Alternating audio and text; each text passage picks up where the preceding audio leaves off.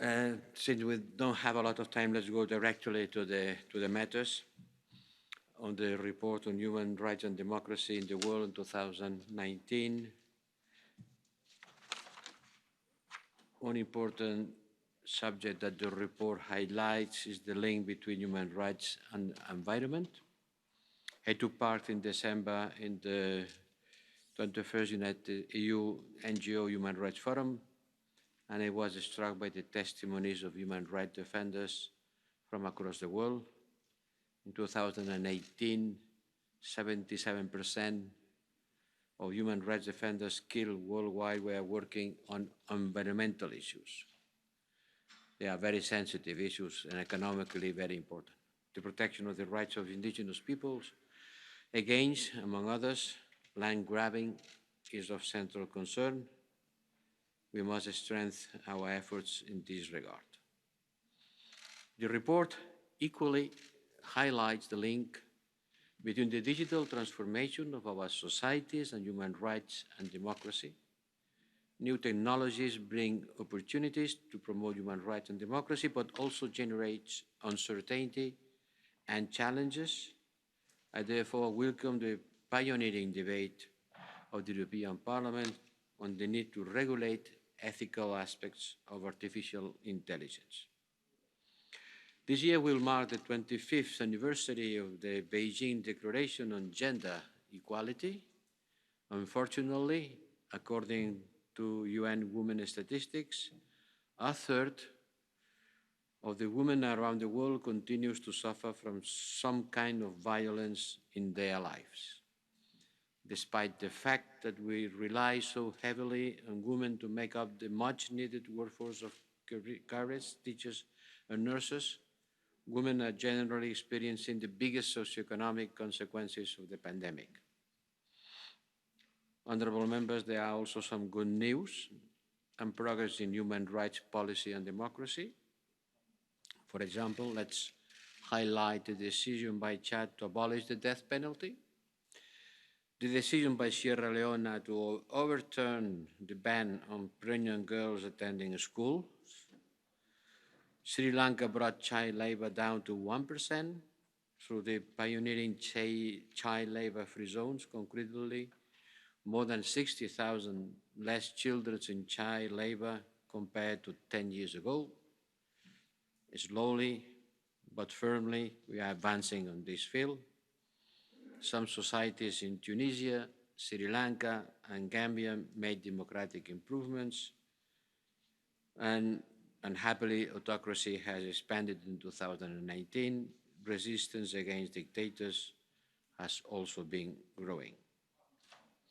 I would like to say more things about this report, but I have to turn, according with the agenda, to the second item that you have titled "The Stability and Security in the Mediterranean and the Negative Role of Turkey." That's what you title the second point of the agenda. And I have just returned from intensive discussions in Turkey and Malta.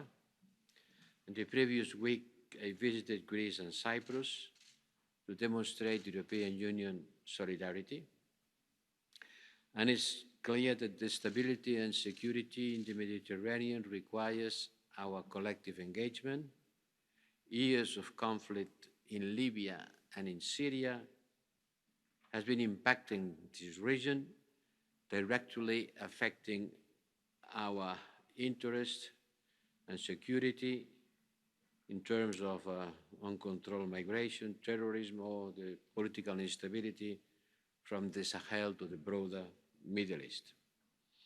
Turkey is also affected by this situation and is active in conflicts both in Syria and Libya.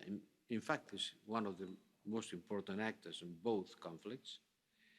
We have had important discrepancies regarding Turkey's actions in northwest and northeast Syria. Last October, the Council firmly condemned Turkey's military operation in northeast Syria, yet we must also acknowledge where our interests coincide. Turkey has been showing solidarity and generosity towards more than 3.5 million Syrian refugees, and has supplied cross-border humanitarian assistance to those displaced by the recent brutal fight at Idlib. By the way, I have to regret strongly the decision of the Security Council of not continue opening the border between Turkey and Idlib in order to bring humanitarian assistance. In Libya, we need to work better together to launch a real political process. I remembered it also yesterday in my intervention in front of the Security Council of the UN, stressing the importance of the Berlin process and our commitment to implement the UN arms embargo through our means, which are the ones who are. With Operation Irini, we will continue to monitor closely suspect trafficking regardless of provenance or destination. In the Eastern Mediterranean, Turkey has been showing a worrying assertiveness with increased number of flights over Greek islands in the Aegean Sea, drilling operations shipped to the exclusive economic zone, and signature of the Maritime Memorandum of Understanding with Libya, what we don't recognize here at the European Union. On these issues, we have been sending clear messages to Turkey. We are determined to protect principles, values, borders, and sovereign rights of the member states, and we will also continue for a political solution to Syria and Libya. Turkey is an important partner, a candidate country, and a NATO ally, and the current negative trend in our relations, I told a couple of days ago in Ankara to our Turkish colleagues, to the Foreign Affairs Minister and Defense Minister, the current negative trend in our relations needs to be stopped and reversed. The dynamics of retaliation does not make the Mediterranean a more secure and stable zone. This will only be achieved through dialogue and negotiations where discrepancies exist, and they are. This is what I've been discussing with Turkish colleagues on my last trip, stressing that we have many common interests on which to build. And on Monday, at the Foreign Affairs Minister, we will examine the possible way forwards. The third issue is Belarus. Let me start right out the latest developments.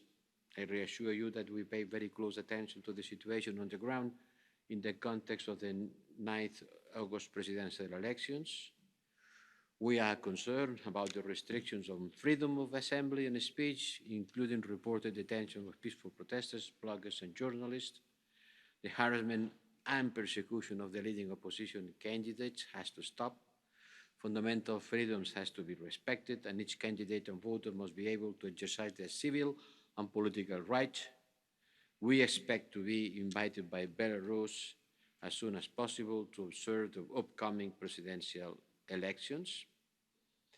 We have reacted to recent developments calling for the immediate and unconditional release of all arbitrarily detained persons. And we will follow closely these elections in order to reinforce the sovereignty, independence, freedom of Belarus, which is the only way to pave the future of prosperity for their citizens. Belarus has demonstrated an active participation in the Eastern Partnership. We have achieved tangible benefits from the Belarusian citizens, in particular the Visa Facilitation Agreement, which entered into force on the 1st of July. The EU and Belarus' second largest trade partner and close economic cooperation is of mutual interest due to our geographic proximity, our ongoing dialogue, among others, on how to improve standards on environment and climate change are essential for all Europeans. In the absence of a legally binding framework agreement, the conclusions of the EU-Belarus partnership priorities remains an important objective, and I believe that having agreed a set of political priorities, including human rights and nuclear safety, would provide us with more transparency and accountability in our relations.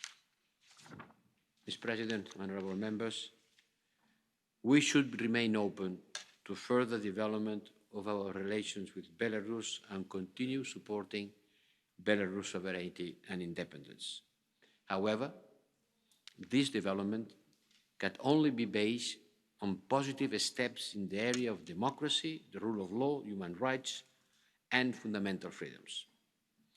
This brings me back to my initial words. The 9th of August presidential elections will be very much important in charting our way forward and on defining our relations. Thank you for your attention.